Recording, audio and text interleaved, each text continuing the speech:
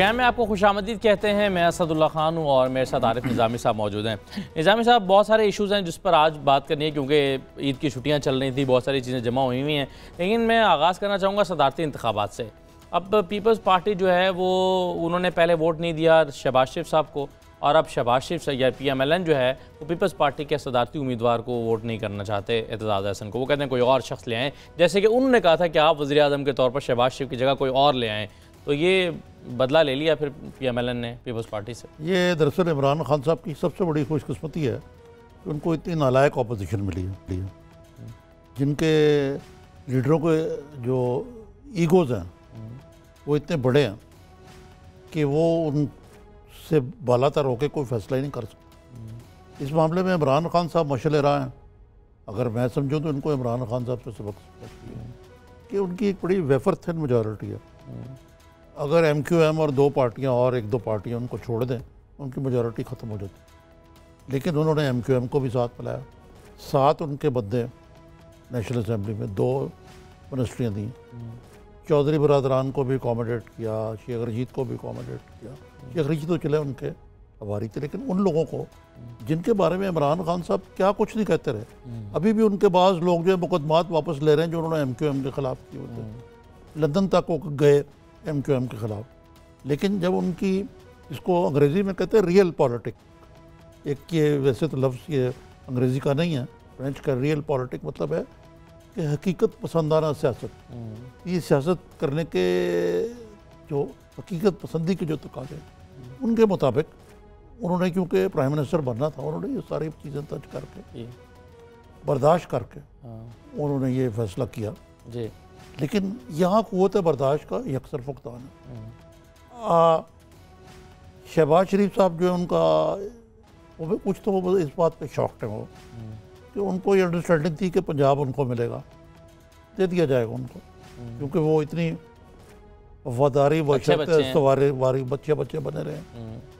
इसीलिए वो जनाब वहाँ भी नहीं पहुँचे। आपको पता है उनकी कहीं पहुँचते नहीं थे वो, यानी वो वहाँ पहुँचना था एहतजाज के लिए इलेक्शन के बाद, वहाँ नहीं पहुँचे टाइम पे, उनकी फ़्लाइट ही कैंसिल हो गई। याद है आपको? मौसम ख़राब हो गया। इधर उनकी मियाँ नवाज शरीफ आए, वो नहीं पहुँच सके। एक तो उनके ऊपर ये मसला, दूसरा उनका मसला ये है कि वो कोई उनका नज़रिया है कि भुट्टो फैमिली और जरदारी से उनको नफरत है। नतीजा ये है कि जब आप सवाली हैं, आप जाके वोट तो मांगे ना, आप मुनाफकत ही कर लें कोई। शहबाज शरीफ साहब जो हैं जाके जरदारी साहब को जब डालें, बिलावल को प्यार करते कि बेटा तुम सियासत में आए हो, जिस तरह मेरा हमजा आया। मियाँ नवाज शरीफ ये कर चुके हुए हैं बाय द वे। जब नवाज शरीफ ने ऐसा हलफ उठाया तो मुझे याद है कि जरदारी साहब की दोनों साहबजादियाँ मौजूद थी वहाँ, और वो जो मरियम साहब है उनको बड़ा प्रोटोकॉल मिल रहा था और सब कुछ उस वक्त तक बिल्कुल ठीक था। ये तो बाद में जाके मामला था। एक तो ये सरासर मैं समझता हूँ कि ये मुस्लिम लीग की अपनी नालायकी थी, जिसकी वजह से PMLN के लोगों ने कहा कि जनाब जरदारी साहब जो हैं कि जो बरखुरदार है, जब वो जाएंगे बिलावल साहब तो हलफ लेंगे ऐसे आदमी से जो उनकी माँ के भी खिलाफ था, बाप के भी खिलाफ है, नाना के को भी गालियाँ देते। ठीक है, लेकिन वहाँ भी जरदारी साहब भी, हाँ जी ये तो यूँ है कि नवाज शरीफ ने मेरे पीठ में छुरा घूमता था। पहले तो देखे ना, जरदारी साहब को वकील तो जायज़ है ना कि पहले उन्होंने इनकी हुकूमत को बचाया 2014 में, और बाद उन्होंने छुरा घोंपा और उनको बाहर जाना पड़ा, और डॉक्टर आसिम जो वापस आए उनसे जो कुछ हुआ आपके सामने। तो ये तो हुआ किस्सा सदारती वज़ीर आज़म का इंतखाब। अब इधर आ जाएं आप। अब कितनी शर्मनाक बात है कि पाकिस्तान मुस्लिम में ये बात मुकम्मल कर लूँ, पाकिस्तान मुस्लिम लीग कायद-ए-आज़म की जमात एक ऐसी शख्स को सपोर्ट कर रही है जिनके वालिद साहब मुफ्ती महमूद कहते थे हम पाकिस्तान बनाने के गुनाह में शामिल नहीं, जिनकी जमात ने पाकिस्तान की सरतोड़ मुखालफत की, और जो मसूब अभी हाल ही में कह चुके हैं कि मैंने 14 अगस्त ही मनाऊंगा, आप उनको सपोर्ट करना।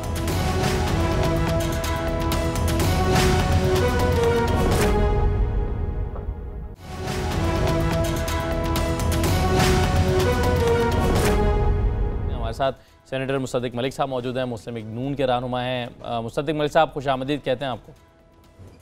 मलिक साहब अस्सलाम वालेकुम, कैसे मिजाज हैं? वालेकुम सर, आप कैसे हैं? कैसे? बड़ी खूबसूरत टाई लगाई हुई आप।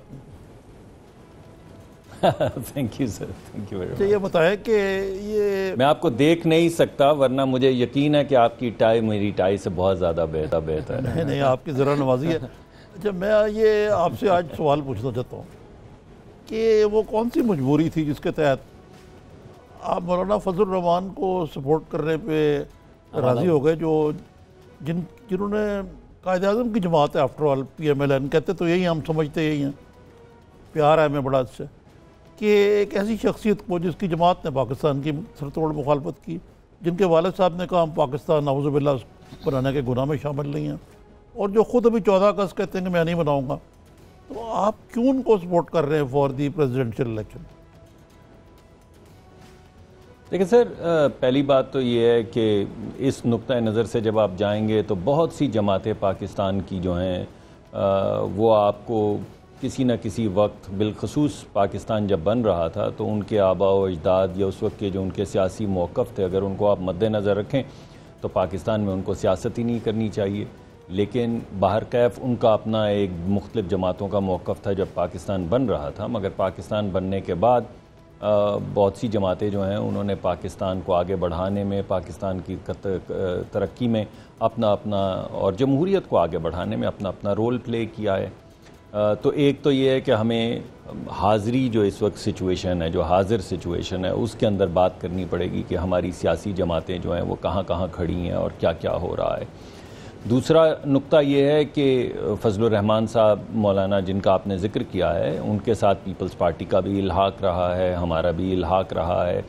अभी तक तो इस प्रोग्राम से पहले किसी ने उनके मुहिब्बे वतन होने पे भी कोई सवाल नहीं उठाया। नहीं, मैं भी उनके मुहिब्बे वतन पे नहीं मैं सवाल उठा रहा। मैं ये कह रहा हूँ कि कम अज़ कम मुस्लिम लीग को एक सिंबॉलिक ओहदा है प्रेसिडेंट ऑफ पाकिस्तान, और ये कोई पुरानी बात नहीं कर रहा है। इस दफ़ा 14 अगस्त पे उन्होंने कहा, और ये मुफ्ती महमूद तो माशाल्लाह पाकिस्तान बनने के बाद कह चुके हैं कि खुदा का शुक्र है मैं इस गुनाह में शामिल नहीं।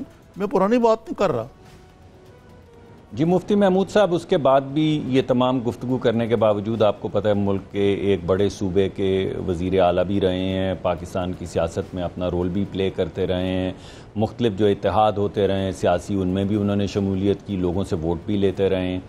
अभी जो कुछ दिन पहले जो मौलाना ने गुफ्तगू की थी, जिस पे सब लोग मोतरज़ थे, मेरे ख़्याल में शायद अल्फाज का चुनाव ठीक नहीं था, मगर जो हमें बात समझ आई वो यही है कि चुनाव तो बहरहाल शायद उनका ठीक ना हो, लेकिन वो मोतरज़ तो इलेक्शन पे थे। वो ये नहीं कह रहे थे कि हमें हमारा पाकिस्तान बनने का दिन नहीं मनाना चाहिए, या कम अज़ कम जो सियासी उसकी इंटरप्रिटेशन की गई वो ये थी कि वो मोतरज़ हैं कि आज़ादी तो हम मना रहे हैं, लेकिन इस आज़ादी पे ये कैसी आज़ादी जहाँ पे इस तरह के यानी ये बात तो दुरुस्त है उनकी, इससे मैं भी तबाह करता हूँ, लेकिन ये भी क्या एटीट्यूड हो, अगर मुझे खिलौना नहीं दोगे तो मैं उसको तोड़ दूंगा, ये तो कोई बात ना हुई। दूसरे डॉक्टर साहब मुझे बताएं कि एतजाज़ हसन जो है एक मुस्लिम लीगी घराने से तल्लुक़ रखते हैं, उनके चौधरी मोहम्मद हसन मेरे वालिद साहब के भी दोस्त थे। उन पर बुनियादी एतराज़ क्या है कि वो जाके माफ़ी मांगे मियाँ नवाज शरीफ से, नाक रगड़ें तो शायद हम माफ़ कर दें। उन्होंने इसको बड़ा जागीरदाना रवैया कहा है। असल में व्हाट इज़ द प्रॉब्लम? क्या आप ये कहना चाह रहे हैं कि एतराज़ आपको इस बात पर है कि एतजाज़ एहसन उम्मीदवार हैं, या एतराज़ इस बात पर है कि आपसे मुशावरत के बगैर नाम अनाउंस हुआ? हाँ, ये भी एक आपने जो जी देखिए, दोनों चीज़ें हैं, क्योंकि अगर मुशावरत के साथ कैंडिडेट को सामने लाया जाता तो तमाम एतराज़ात जो इस वक्त हम टेलीविज़न पर बैठ के कर रहे हैं, एक कमरे में बैठ के 3, 4, 5 कैंडिडेट्स की स्लेट सामने रख के, तमाम जो पार्टीज़ इस वक्त इल्हाक में हैं उन सब से गुफ्तगू करने के बाद फ़ैसला करते कि बेहतरीन कैंडिडेट कौन सा है और क्या किन किन चीज़ों पे। सिर्फ एक बात पे तो एतराज़ नहीं ना, उनका एक ख़ास किस्म का रवैया रहा है, एक ख़ास किस्म का नुक्ता नज़र रहा है। हमारी पार्टी के बारे में उन्होंने ना सिर्फ रवैया बड़ा सख्त रखा है, बल्कि उन्होंने बड़े सख्त अल्फाज इस्तेमाल किए हैं, और सिर्फ नवाज़ शरीफ साहब के बारे में नहीं किए, उन्होंने पार्टी के हवाले से भी काफ़ी सख्त कलामी की हुई है। वैसे मुझे बड़े वो पसंद हैं, बड़ी अच्छी वो लीगल गुफ्तगू करते हैं, मगर उनका जो पिछले ये कम से कम 2-3 साल का रवैया है वो उनके बाकी तमाम सियासी करियर से अलाइन नहीं है। ये एक नया रवैया है जो उन्होंने पेश किया पिछले 2-3 साल में। तो ये तमाम गुफ्तगू जो है रवैयों की और ज़बान की और तलखियों की, ये अगर वाकई पीपल्स पार्टी समझे या समझती कि हमें एक मुत्तफ़िका कैंडिडेट सामने लाना है, तो ये तमाम गुफ्तगू बैठकर होनी चाहिए थी। मगर जब आप कह दें और आप सबसे बड़ी पार्टी भी ना हो, सबसे बड़ी पार्टी भी इत्तेहाद में आप ना हो, और आप कह दें कि ये हमारा कैंडिडेट ठहरा, नाउ टेक इट और लीव इट। अच्छा मलिक साहब, लेकिन अब फिर इसका मतलब ये हुआ कि अब बुनियादी तौर पर आप इस मामले को इस तरह से देख रहे हैं कि शहबाज शरीफ साहब को उन्होंने वोट नहीं दिया तो आपने स्पीकर को वोट दिया था, यानी आप शहबाज शरीफ साहब को वोट ना देने को कंपैरिजन कर रहे हैं स्पीकर साहब से, लेकिन वो कंपैरिजन कर रहे हैं गालिबन, या बाकी लोग जो एनालाइज कर रहे हैं वो कंपैरिजन कर रहे हैं शहबाज शरीफ साहब को पीपल्स पार्टी का सपोर्ट ना करने से। अब बेसिकली एतराज़ तो फिर वही था ना शहबाज शरीफ साहब के ऊपर जो आपको ताज़ा हसन पर एतराज़ है। जब आपने उनके एतराज़ पर कान नहीं धरे थे तो वो आपके एतराज़ को क्यों सुनेंगे? नहीं, देखिए, पहली बात तो ये है कि वो मेरा नुक्ता नज़र तो मैं ही पेश कर सकता हूँ ना, पीपल्स पार्टी तो नहीं पेश कर सकती कि आप इस वजह से कर रहे हैं या इस वजह से कर रहे हैं। मैं तो आपको वजह बता रहा हूँ, इस वजह से ये तो आपको फेस वैल्यू पे मेरी वजह जो है, जब मुझसे पूछेंगे तो मेरी वजह आपको डिस्कस करनी होगी। पीपल्स पार्टी तो कुछ भी कह सकती है। पीपल्स पार्टी की क्या मजबूरी है कि वो ऐसे कैंडिडेट्स ला रही हैं जिन पे इत्तफाक नहीं हो पा रहा, ये भी आपको पीपल्स पार्टी इसका जवाब दे सकती है। मैं तो इसका जवाब नहीं दे सकता कि जब आपको पता है कि हम इत्तेहाद में हैं और अगर कोई कंट्रोवर्शियल चीज़ चल रही है तो आप क्यों उस कंट्रोवर्शियल चीज़ को आगे बढ़ा रहे हैं। अगर किसी भी चीज़ पे हम मोतरज़ हैं, उनकी ज़बान पे मोतरज़ हैं, उनके रवैये पे मोतरज़ हैं, उनकी जो लीगल पोजीशन उन्होंने ली है उस पर मोतरज़ हैं, तो ये तमाम चीज़ें जो हैं अब सब पे आया हैं। ये होनी एक कमरे में चाहिए थी, जैसे मैंने पहले कहा, बहरहाल नहीं हुई। मगर मेरा जो नुक्ता था वो ये था कि जब उन्होंने सजेस्ट करने के बाद शहबाज साहब को फिर भी वोट नहीं दिया, अगर मैं आपके प्रोग्राम में ये कह चुका हूँ कि उस पर हम मोतरज़ नहीं है, उनका जमहूरी हक है, तो फिर कुछ तो जमहूरी हक हमारा भी है ना, हमें सिर्फ मजबूरी तो नहीं है। अच्छा मलिक साहब, ये बताइए, इस वजह से हमारे लिए ये बताइए कि what is the way forward. ये तो आपको मालूम है ना कि आपके अगर ये 6 मुखी लड़ाई में तो आप अपोजिशन का तो कोई फाइटिंग चांस है ही नहीं ना कि आपका कैंडिडेट मुंतखब हो जाए। तो ये अगर दोनों पार्टियां अपने ईगोज़ को नीचे लेके आएँ और एक मुतफ़िक़ा कैंडिडेट पे मुतफ़िक़ हो जाए तो अभी भी कोई रास्ता है नेगोशिएशन का। इसका जवाब अगर ब्रेक के बाद जी मेरे ख्याल में तो है। ब्रेक के बाद ले लें, ब्रेक के बाद इसका ज़रा जवाब दीजिए। मलिक साहब इसका ब्रेक के बाद जवाब दीजिएगा, एक मुख्तसर सा ब्रेक ले लेते हैं, ब्रेक के बाद फिर वापस आते हैं।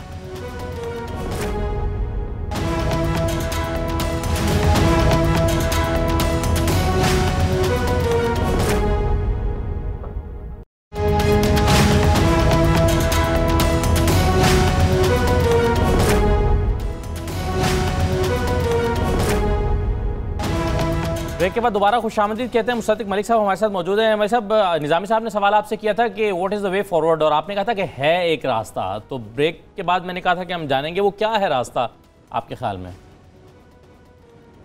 नहीं, मेरे ख्याल में निज़ामी साहब ने 2 सवालात पूछे थे। एक तो उन्होंने पूछा था कि क्या अभी भी कोई मुत्तफ़िक़ा कैंडिडेट आगे लाने का कोई इम्कान है। देखिए, सियासी तौर पे तो मुझे ज़रा मुश्किल लग रही है। अब ये इस नहज पे हम पहुंच गए हैं कि ज़रा इतनी ब्रिंकमैनशिप के बाद ज़रा थोड़ी गड़बड़ हो जाती है। लेकिन मेरे ख्याल में अगर कैंडिडेट्स रिवाइज़ करने की कोई डेडलाइन या नॉमिनेशंस विड्रॉ करने की कोई डेडलाइन या नॉमिनेशन रीसबमिट करने की कोई डेडलाइन है तो हो सकता है किसी बात पे इत्तफाक हो जाए किसी कैंडिडेट पे और हम उस जॉइंट कैंडिडेचर को लेकर आगे बढ़ सकें। तो ये एक इम्कान तो है, मगर जैसे जैसे वक्त गुजरता जा रहा है ऑब्वियसली उसके अंदर ज़रा डिग्रीज़ ऑफ फ्रीडम जो हैं वो कम होती जा रही हैं। दूसरा जो आपने सवाल पूछा आगे बढ़ना है, आगे बढ़ने का कोई बहुत ज़्यादा गहरा ताल्लुक़ नहीं है इस सदारती इंतखाब से, क्योंकि जो इत्तेहाद आप उसको कहें, इल्हाक कहें या जो भी लफ्ज़ आप इस्तेमाल करना चाहें, वो एक बुनियादी नुक्ते पर हुआ है। और वो नुक्ता ये है कि जिस तरीके से इलेक्शन करवाए गए हैं उसमें जो भी धांधली वांधली हुई है उसका सदेबाब किया जाए, इस पर इत्तफाक है। दूसरा, आने वाले वक्त में कोई ऐसा तरीक़ाकार तय किया जाए कि कभी भी इस तरह की धक्कम पेल, सियासी धक्कम पेल ना हो सके। तो इन दोनों बातों पे हमारा इत्तफाक है। इत्तफाक का फ़ायदा ये होता है कि जब आप किसी एक नुक्ते या 2 नुकात के ऊपर इकट्ठे हो जाएं तो फिर दीगर अमूर पे भी आपकी कोशिश होती है कि एक जॉइंट रवैये के साथ या जॉइंट पोजीशन के साथ आप आगे बढ़ें।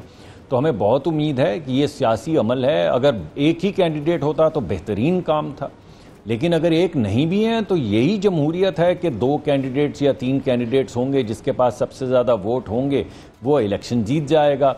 और आने वाले वक्त में ऑपोजिशन जो है वो मुख्तलिफ पोजीशंस लेती रहेगी। हमें उम्मीद यह है कि 70 से 80% ऐसी पोजीशंस होंगी जिस पे हम सब इकट्ठे होंगे। मगर बहरहाल ये जमहूरी हक है हर सियासी जमात का कि किसी एक नुक्ते के ऊपर वो डिपार्चर करे, और जो भी उनकी सियासी एक पोजीशन है या उनका एक नुक्ता नज़र है सियासी, उसको आगे बढ़ाने के लिए हर बात पे तो इत्तफाक नहीं हो पाएगा, मगर अगर 70-75% चीज़ों पे हम इत्तफाक करते चलें तो लेजिस्लेटिव एक्टिविटी भी बेहतर होगी, ऑपोजिशन का रोल भी बेहतर होगा और रेजिस्टेंस भी होगी। ये तीनों चीज़ें होंगी और यही तीनों चीज़ें इस वक्त मकसूद। लेकिन मलिक साहब, इस वक्त पोजीशन ये है कि आपका 0% इत्तफाक है किसी चीज़ पे, जो अभी तक की सूरत हाल है। इसमें तो मेरे ख्याल देखिए, जो जिस चीज़ पे इत्तफाक हुआ था, जिस चीज़ पे इत्तफाक हुआ था उस पे तो अब भी इत्तफाक है। यानी उस कोलिशन का नाम ही ये है कि जो इंतखाबात में जो धक्कम पेल हुई है उस पे ये हमारा इत्तेहाद हुआ है। यही था इत्तेहाद का नाम। मतलब ये है कि तो अगर तो भी इत्तेहाद है। यानी अगर कोई लेजिस्लेशन आएगी इंतखाबात की कमीशन बनाने या उसकी धांधली की तहकीकात करने, तो उस पर आप और पीपल्स पार्टी इकट्ठे होंगे, अदरवाइज आप लड़ते ही रहेंगे एक दूसरे से आइंदा 5 साल तक।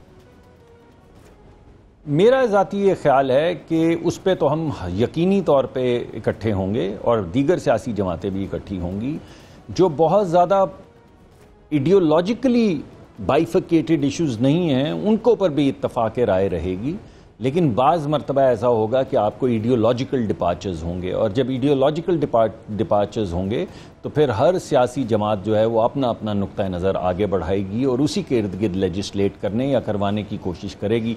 सियासत में आपको ये भी पता है कि जब आपने मल्टीपल लेजिस्लेशंस करने हो तो लेदे भी होती है कि चलिए हमारे लिए ये आइडियोलॉजिकली इम्पॉर्टेंट है, आप इसमें हमारा साथ दे दीजिए, और ये दूसरा जो मसला है जो आपके लिए आपके बुनियादी अकायद का हिस्सा है उस पर हम आपकी मदद कर देते हैं। तो इस तरह मेरे ख्याल में ले देकर उम्मीद हमें ये है कि 70 से 75% ऐसे अमूर होंगे जिन पे हमारे कंसेंसस होगा, जिन पे हमारा इत्तफाक राय होगा, और 10, 20, 25, 30% ऐसी चीज़ें होंगी और होनी भी चाहिए जमहूरियत में जिन पे हमारा इत्तफाक नहीं होगा और हम अपनी अपनी पोजीशन। मलिक साहब, मुझे एक और मैं समझता हूँ कि ये लेनी भी चाहिए। अगर इत्तफाक सिर्फ इत्तफाक पैदा करना मकसूद हो तो जमहूरियत बेहतरीन अमल नहीं है। जमहूरियत तो बड़ा एक नॉइजी प्रोसेस है जिसमें नॉइज जो है वो स्ट्रक्चर की गई है। नॉइजी प्रोसेस तो है, बल्कि इस वक्त तो ऐसा होना चाहिए कि इमरान खान आपकी खुशामद करें कि यार आप आके इस चीज़ को सपोर्ट करें अगर आप इकट्ठे हों, लेकिन इस वक्त तो आपकी ईगो ड्रिवन पॉलिसीज़ है ना। क्या शहबाज शरीफ साहब को क्या अमर माने हैं कि वो जरदारी साहब से भी हाथ मिलाने को तैयार नहीं होते, बगलगीर होने को तैयार नहीं होते, बिलावल भुट्टो से भी कोई दस्ते शफकत नहीं फेरते? तो ये पुरानी जो 70s, 80s, 90s की जो सियासत है इसको ख़त्म करके why don't we make a new beginning? नहीं, मेरा ख्याल है एक नई बिगिनिंग। आपको पहले भी याद है जो चार्टर ऑफ डेमोक्रेसी था, that was a new beginning. उसकी तो धज्जियां उड़ गई, वो जिक्र किया, उसकी तो धज्जियां उड़ गई ना जनाब मलिक साहब, क्या रह गई चार्टर ऑफ डेमोक्रेसी अब? नहीं, मेरा देखिए, ये चार्टर ऑफ डेमोक्रेसी ही का प्लेटफॉर्म था जिसकी वजह से हमारा इत्तफाक राय हुआ है इलेक्शन के मसाइल पर, और जो हमने आपस में इत्तेहाद किया है ये उसी का आप समझ लीजिए कि एक एक्सटर्नैलिटी है उसकी।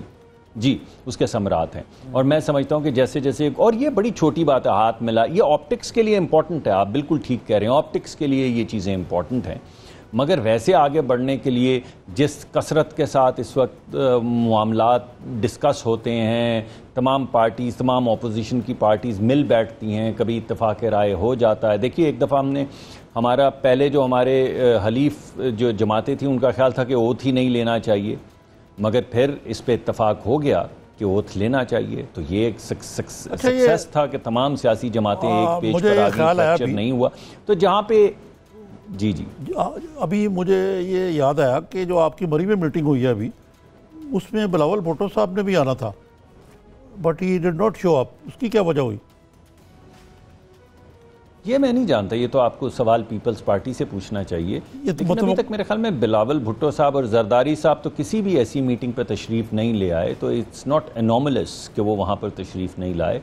इससे पहले भी जो आपस की बातचीत हो रही है वो दोनों ग्रुप्स की जो कमेटीज़ तजवीज़ की गई हैं वो आपस में बैठ के मामलात को तय कर रही हैं और वापस जाती हैं। या हो सकता है इसमें एक अमर ये भी हो कि जब आप सारे डिसीजन मेकर्स एक ही जगह पे इकट्ठे कर लें, ये मैं आपको ये सिर्फ स्ट्रेटेजिक बात कर रहा हूँ, तो उसी वक्त आपको फैसला करना पड़ता है। इस तरह आपको एक डिग्री ऑफ फ्रीडम मिल जाती है कि मैं ज़रा जाता हूँ जी, वो बिलावल साहब नहीं आए या जरदारी साहब नहीं आए या हमारी तरफ से लीडर नहीं प्रेसिडेंट साहब आए, तो जाके उनसे मशवरा करके आपको मैंने सुना है कि आपके पीपल्स पार्टी के रहनुमा ने कहा कि अच्छा हम जरदारी साहब से फ़ोन पे रब्ता करके पूछ लेते हैं, और कोई 16-17 मिनट बाद वो वापस आए, उन्होंने कहा वो रब्ता नहीं हो पा रहा।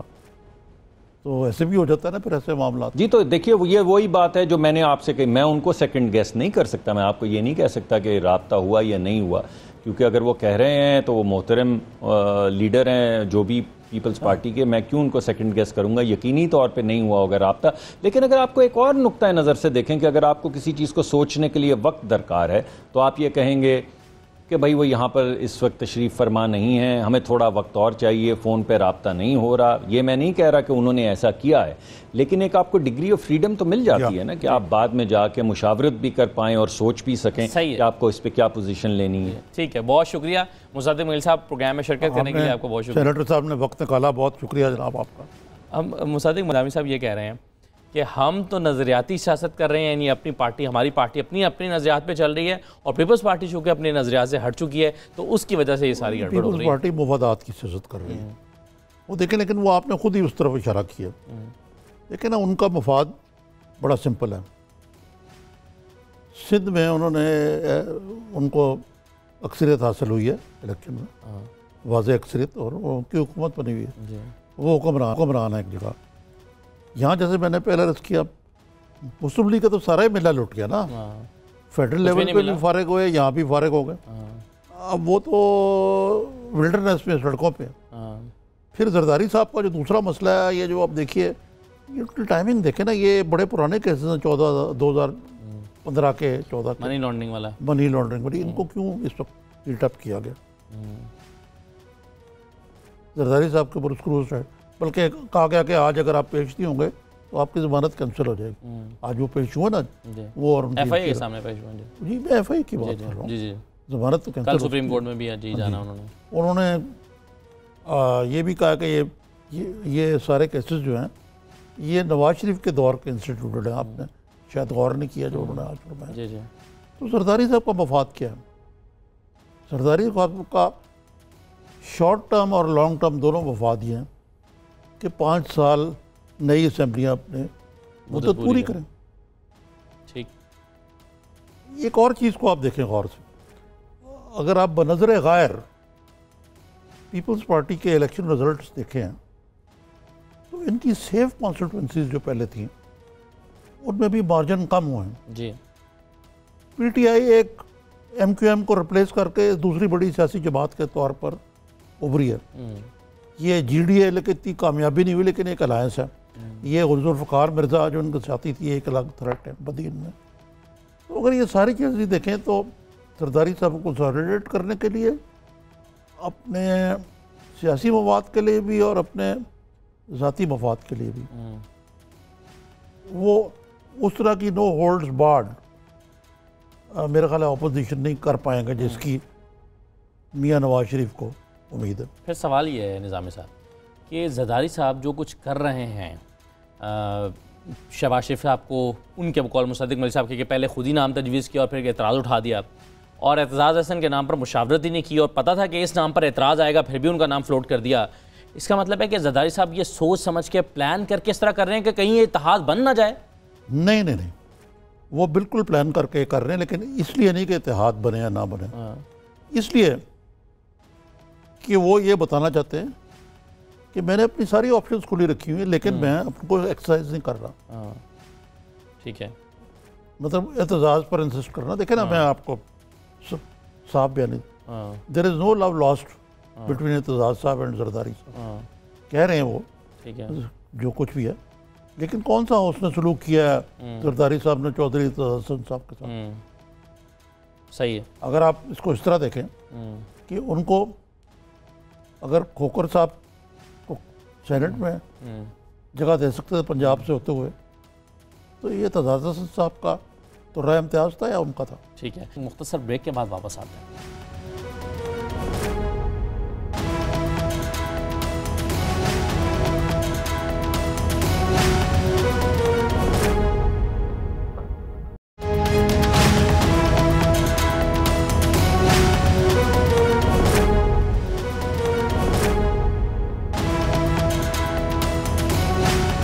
दोबारा खुशामदीद नाज़रीन प्रोग्राम में। निज़ामी साहब, पंजाब की काबीना पे थोड़ी सी बात कर लें। 23 रुकनी है काबीना, मेरे हाथ में फहरिस्त है। मुझे तो ये बड़ी अच्छी और बैलेंस सी काबीना लग रही है। बहुत सारे लोग एतराज़ात उठा रहे हैं कि जी ये फलान डिवीजन से नहीं लिए, इस डिवीजन से ज़्यादा ले लिए, उस डिवीजन में को नज़रअंदाज कर दिया। लाहौर से 8 वज़ीर ले लिया आपने, 6 शायद, और कुछ लोगों का अभी पोर्टफोलियो भी नहीं आया सामने। 2-1 लोग हैं जो 3-4 लोग। दरअसल बात यह है कि जो काबीना वगैरह है, अब जो इतने साल 10 साल रहे शहबाज शरीफ साहब, कितने वजीरों के नाम आप जानते हैं? ज़रा नाम लें। 4-5 लोग मतलब। अब अगर आप हाथ की 10 उंगलियों पे 10 वजीरों का नाम ले दें तो मैं ये प्रोफेशन छोड़ दूँ। नहीं, 10 नहीं कर सकता मैं, 4-5 के बता सकता हूँ। यानी आप राना सनाउल्लाह, राना मशहूद, ज़हीम कादरी, इमरान नज़ीर, इमरान नज़ीर प्राइमरी हेल्थ के मिनिस्टर थे, मुस्तफा शुजाउर रहमान, ये बस। और एक वो जो बाद में मीडिया एडवाइज़र मोहम्मद अहमद खान है, हाँ वो तो तर्जुमान थे ना पंजाब हुकूमत के। वज़ीर तो नहीं थे ना वो। नहीं। और ये ज़हीम कादरी भी बहुत बाद में जाके वज़ीर बने। 10 तो मेरे ख्याल होंगे भी नहीं, क्योंकि बहुत सारी वजारतें तो शहबाज शरीफ ने अपने पास रखी हुई थी। नहीं थे, क्या एक खातून थी वो जो वुमेन राइट्स के हवाले से, मुझे तो नाम नहीं याद, नाम स्किप हो गया मेरे जहन से, लेकिन ज़किया शाहनवाज, हाँ ठीक, वो थी। तो इस तरह से थे कुछ लोग। अभी भी इनको आहिस्ता आहिस्ता ये भी शायद थोड़े से मुतारफ़ हो जाए। लेकिन एक एडवाइज़र आए हैं अकरम चौधरी साहब को। जी मुशीर बराए सियासी अमूर है क्या ये? जी, मुशीर बराए सियासी। ये क्या इनका हदूद अरबा? ये मैं तो इनको जानता हूँ, मेरी ये बतौर कॉलमिस्ट, एक सहाफ़ी के तौर पर मेरी इनसे मुलाकात और शनासाई है। मैंने तो बड़े गैर मारूफ कॉलम नगार होंगे। मैंने तो सियासत और सहाफ़त का चोली दामन का साथ है, लेकिन ये नौकरियों के पीछे सहाफ़ी भागते हैं। मुझे अगरचे मेरे ऊपर किसी ने अटैक किया था इसी चैनल पे कि जी मैं केयर टेकर इंफॉर्मेशन मिनिस्टर रहा हूँ, लेकिन केयर टेकर हुकूमत थी, किसी पार्टी की नहीं थी। लेकिन फिर एक सियासी जमात के आप एक भोंपू बन जाए, ये कोई, और फिर बाद में आप दोबारा सियासत में है, दोबारा नहीं, आप दोबारा सहाफ़ी बन जाए, गैर जानबदार। अब देखिए ना, ऐसे ही है ना, यहाँ कहीं आपको मिसालें दे सकता हूँ मैं। हाँ, मतलब हमने जिन लोगों को बड़े शौक से पढ़ा करते थे एक ज़माने में। अच्छा, आपने भी जिक्र किया कोई शेख रशीद साहब का, क्या हुआ? शेख रशीद साहब की तरफ आ जाते हैं। शेख रशीद साहब जो हैं वो तो वैसे ही कुछ अरसे से उनका मिजाज थोड़ा सा टेढ़ा हुआ है मुख्तलिफ लोगों से जब वो मिलते हैं, लेकिन वो अपनी टीम के साथ जब पहली मीटिंग उन्होंने की तो वहाँ पर उन्होंने ज़रा सख्ती की, क्योंकि उनकी टीम ने पिछले वज़ीर की परफॉर्मेंस पर रोशनी डालना शुरू की। तो उन्होंने कहा कि जनाब मुझे रज़िया भट्ट के नावल आप ना सुनाएं। रज़िया भट्ट तो उनका खैर वो ये तकिया कलाम है, अक्सर वो कह देते हैं कि जी ये रज़िया भट्ट के नावल, लेकिन वो नाराज़ हो गए हनीफ गुल साहब, और उन्होंने सुना, उन्होंने कहा कि 2 साल की छुट्टी। कोई इशफाक खटक साहब हैं, उनके साथ उन्होंने कहा कि रज़िया भट्ट, उन्होंने वो कुछ ख्वाजा साद रफ़ीक के ज़माने की कुछ परफॉर्मेंस के बारे में बात कर रहे थे। शेख रशीद साहब सुनना चाहते थे वो कहें कि बहुत बुरा है, क्योंकि हमारे यहाँ तो ब्यूरोक्रेसी का ही जो चला गया वो बहुत बुरा है। हालांकि मेरा ख्याल है ख्वाजा साद रफ़ीक डिड नॉट डू, बाकी बड़ी खराबियाँ होंगी, लेकिन रेलवे को उन्होंने ठीक संभाला। उस पर उन्होंने कहा कि जी आप, हनीफ गुल साहब ने कहा कि आप ऐसे तो ना बोलें, जिस पर उन्होंने उनको शटअप कह दिया, जिस पर उन्होंने कह दिया कि यू शटअप, और फिर उन्होंने 2 साल की छुट्टी ले ली। साथ ही अगर आप वो दूसरा वाक़या जिसका आप पहले जिक्र कर रहे थे, खबर मानेका साल वाला, जिसपे एक DPO को तब्दील कर दिया गया, हाँ, रिजवान गोंदल साहब, अगर ये इन दोनों को मिला के देखें आप नए पाकिस्तान में, तो ये नए पाकिस्तान में इमरान खान साहब को ऐसी चीज़ों का नोटिस लेना चाहिए और उनको नुकेल डालनी चाहिए अपने। हाँ, चलें, मैं ये इसको तो फिर भी थोड़ा सा शेख रशीद साहब को तो आप चलें मार्जिन दे दें कि चलें एक हीट ऑफ द मोमेंट हो जाती है बाज़ दफ़ा, या उनका एक समझने में टीम को मौका मिलता है। शेख रशीद साहब जो है ना, हमारे दोस्त हैं, मैं बड़ी उनकी इज्जत भी करता हूँ। वो इतना ज़्यादा टेलीविज़न प्रोग्राम में आते रहे, वो सोलो आते थे जी, कि ये रज़िया भट्ट का नावल, पनीरी गमले में लगी हुई है, ये मम्मी डैडी बर्बर क्राउड।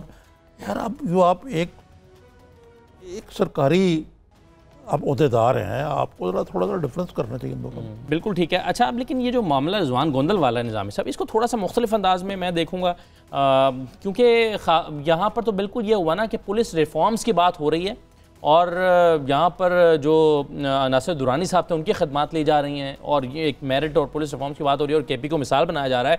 इस बुनियाद पर अगली हुकूमत आपने हासिल की है कि हमने वहाँ पर रिफॉर्म्स लेकर आए हैं, तो अगर पुलिस ही में ऐसी मिसालें मिलना शुरू हो जाएंगी कि आप या तो इसकी तरदीद करें, इमरान खान साहब कहें कि ऐसा नहीं हुआ, इसमें कोई मुदाखलत नहीं हुई और उन साहब को किसी इस वजह से नहीं किया गया, अगरचे IG साहब ने कहा है, लेकिन कोई तसल्ली बख्श जवाब अभी तक आया है। बात यह है कि खावर मानेका साहब ने कानून को तोड़ा और अगर एक पुलिस वाला जो है उसने उसको उस पर एक्ट किया तो उसको OST बनाने से इसका मतलब है कि जो पंजाब में पुराना मामला रहा है कि हर MNA MPA तलकदार अपने इलाके का बासर अपनी मर्जी की ट्रांसफ़र कराता है पुलिस की, पुलिस को आलाकार बनाता है, फिर बाद में आप पुलिस को ब्लेम करते हैं।